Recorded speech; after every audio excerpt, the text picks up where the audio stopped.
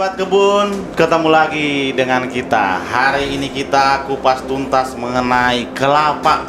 Nah, narasumber kita hari ini ada Kelapa Pandan Wangi Sumatera Utara dengan Bang Jasman.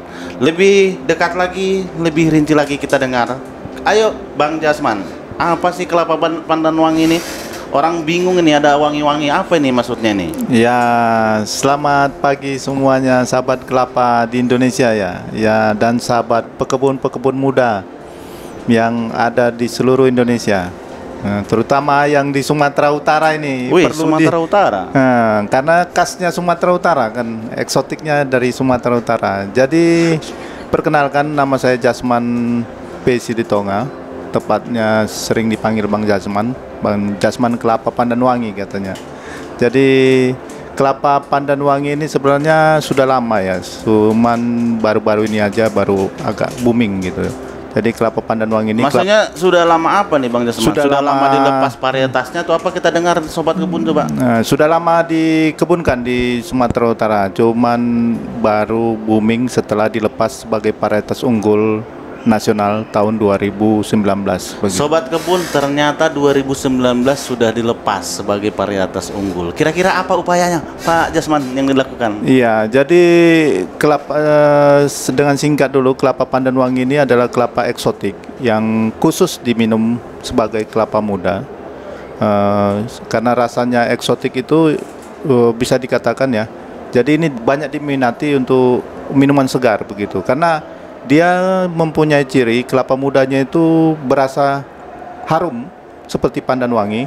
Harum seperti pandan wangi. Ya. Bukan berarti kalau minum ini kita langsung wangi atau gimana nih Pak Jasman? Tidak. Coba disampaikan dulu nih. Tidak, bukan seperti itu caranya. Apa ya artinya ya? Jadi kelapa pandan wangi ini memiliki ciri yang spesifik. Ya, dia dari akar sampai batang dan daunnya, juga buahnya terutama, itu memiliki ciri khas wangi pandan yang sangat eksotik. Jadi ketika kita karakteristiknya, ya karakternya, genetiknya mungkin ya. Jadi dia apabila kita amati dari di akarnya, akar mudanya itu memiliki harum pandan, daunnya juga harum pandan ketika dibakar dengan mancis gitu, dan buahnya juga terasa wangi pandan.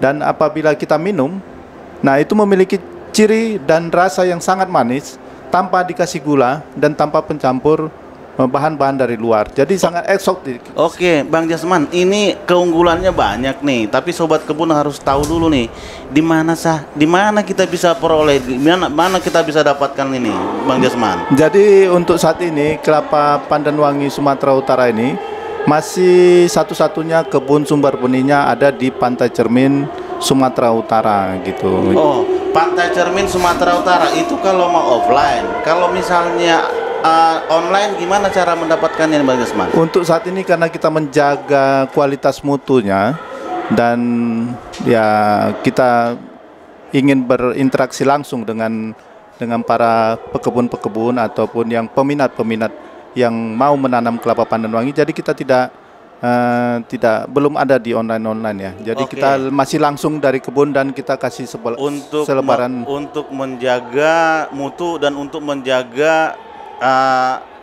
bagaimana supaya ini memang benar-benar dari pohon, dari produsen benih yang dikeluarkan atau yang ditangkarkan oleh si Pak Jasman ya. Ya, jadi untuk menjaga itu kita hanya membuat reseller di beberapa tempat ya, misalnya di Jakarta itu ada Pak Sirojudin ya. Jadi kita serahkan ke mereka untuk memasarkan Jawa, Bali dan Kalimantan. Oke, Bang Jasman, coba nih kami dengar dulu dari Sobat Kebun, nanti akan tahu juga ini berapa sih kemampuannya untuk produksi dari kelapa pandan ini.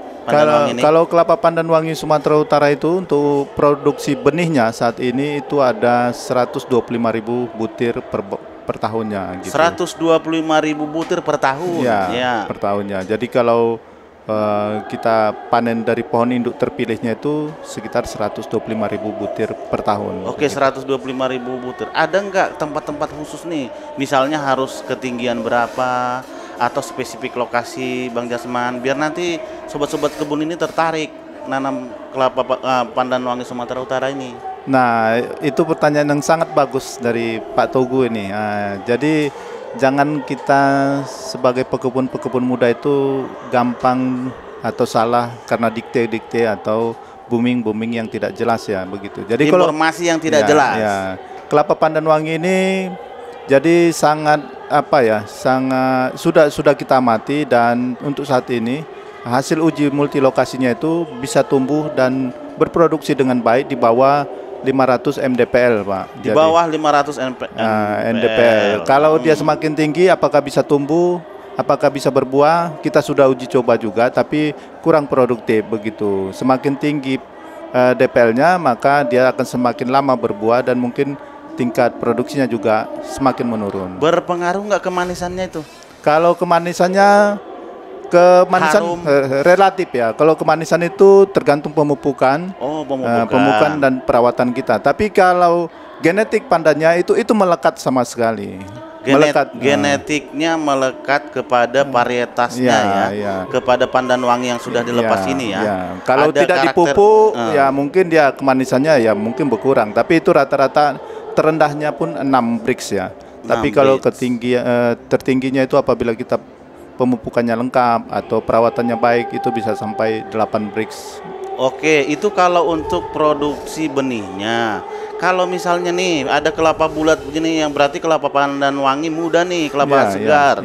Kira-kira bisa produksi berapa? Kalau kita ini untuk per hari ini kita bisa produksi rata-rata 1000 sampai 1500 butir per hari ya untuk kelapa muda. 1000 sampai 1500 butir per hari ya. Berarti cukup ini untuk Sumatera Utara aja atau tidak bisa? Cukup. Tidak itu cukup ya. Masih Berarti 10% sampai 15% saja. Berarti sobat kebun khususnya yang ada Sumatera Utara atau daerah yang cocok spesifikasi lokasinya, mari kita menanam kelapa pandan wangi Sumatera Utara. Iya.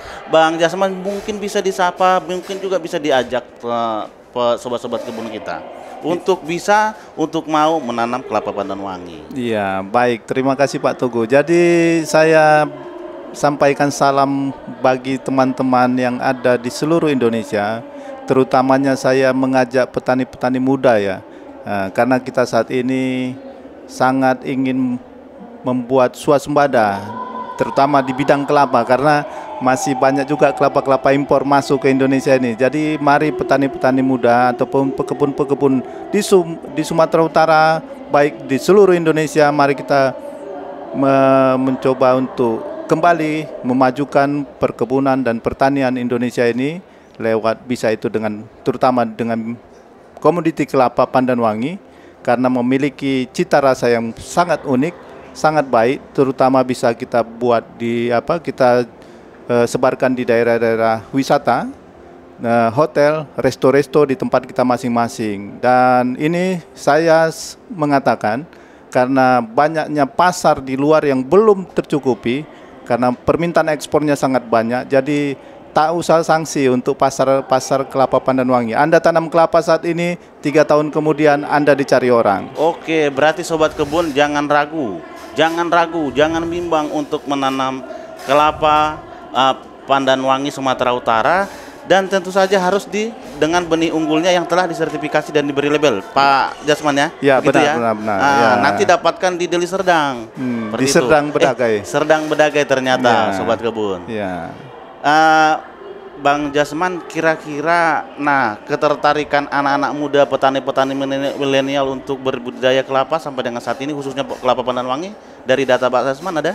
Ada ya. Jadi untuk saat ini setelah kelapa pandan wangi ini booming, ini satu kabar baik juga. Banyak petani-petani atau orang-orang yang kembali mencintai pertanian itu. Karena kita selaku pembudidaya kelapa pandan wangi sampai saat ini seperti yang Pak Togu tahu ya, kita selalu promosikan kelapa pandan wangi ini dari Sabang sampai Merauke. Dari Sabang sampai Merauke, khususnya di Jakarta hari ini ya. Terutama untuk kegiatan Bunex dan perkebunan. Waduh, kita salah satu yang paling aktif sebenarnya. Tanpa diminta pun kita langsung tawarkan diri sebenarnya. Terima kasih Pak Jasman. Itu bagian dari respon kita, bagian dari bahwa Pak Jasman juga memang inisiatif baik untuk mengembangkan kelapa pandan wangi Sumatera Utara ini. Karena kita tahu sobat kebun bahwa pengembangan kelapa benih kelapa pandan wangi Sumatera Utara ini tidak hanya dari pemerintah, tapi juga harus dari Pak Jasman sendiri dan stakeholder terkait.